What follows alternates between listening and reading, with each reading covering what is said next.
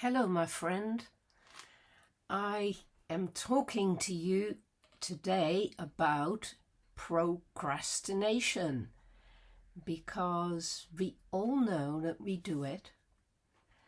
None of us do everything we need to do when we should be doing it. Number one.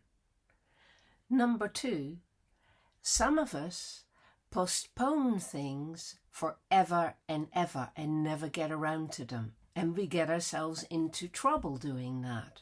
So those are the two parameters to bear in mind. It's normal to procrastinate. You don't have to run yourself ragged, rushing around, doing everything straight away. There can be some leniency in your life. But number two, if you keep putting off the difficult things, then you got a problem, because those difficult things are bound to be things that revisit you. You know, not paying your tax bill or not paying your electricity bill and getting cut off. These are not things you should allow yourself to do. So procrastination, putting things off till tomorrow, literally, can be very good, because sometimes when you procrastinate dealing with a whole load of emails that you didn't really need to deal with because somebody else was sorting out the problem, you find 2 days later that the problem has been solved by itself. So that has been useful, procrastination. You've gone with the flow of life, as it were. And there is also creative procrastination. I know this very well. It is that you have various tasks to do.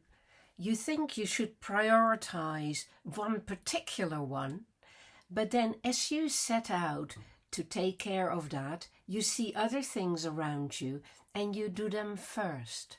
So it is as if you start improvising about the solving of problems and the completing of tasks. And this lends your day and your chores a new rhythm, a new tempo, and it gives you back a certain kind of ownership. I also find that if I have a big project to do, like finishing a book, for instance, then I'm inclined to want to complete various other tasks, like getting my emails down to 30 in my inbox, or sorting out, clearing up my room first.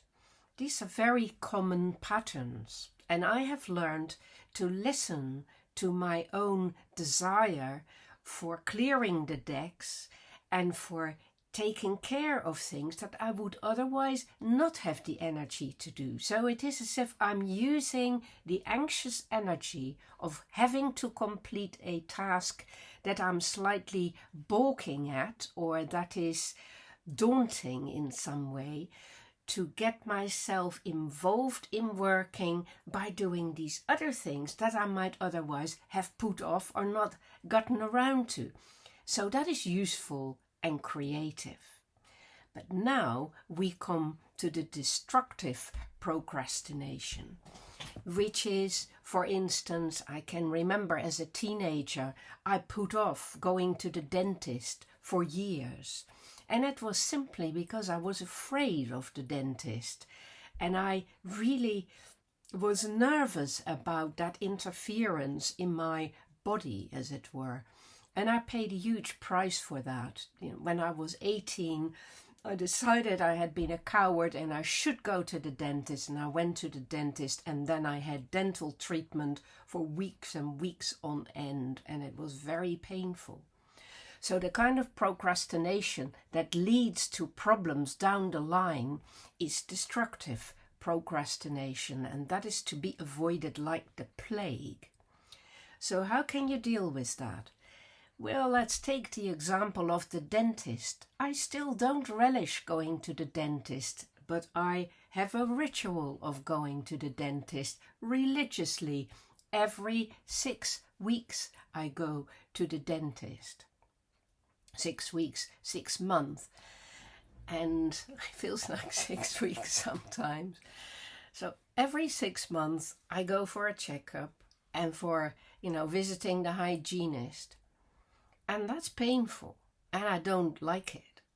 But I get myself ready for it. When I wake up on the day I have to go, I say to myself, I get to go to the dentist where somebody will look after the health of my teeth and clear up all the mess in there so that I have a fabulous new start for the next 6 months.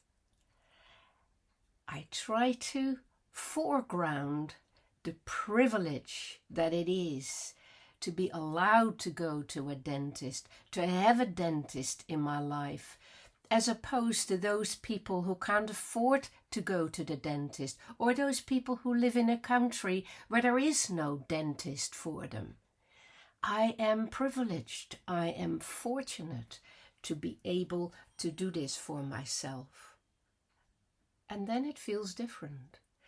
And I go and I relax and I think all the while they're looking after me. It's a wonderful thing. And so I have learned to appreciate some of the difficult things in life.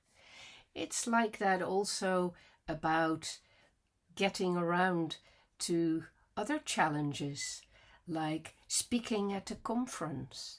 It's very important for me to be open to the wondrous thing that I get to talk to so many people who are interested in hearing my words and my knowledge, and who I can share things with and who will give me feedback. And I really foreground this amazing opportunity that I have to exchange views with lots of people. And so it becomes a privilege and a joy instead of something to be afraid of. So procrastination is a form of fear. It is a form of postponing the thing you are afraid of. And it is something that is useful to work with, because we all do it far too much. Well, thank you for that.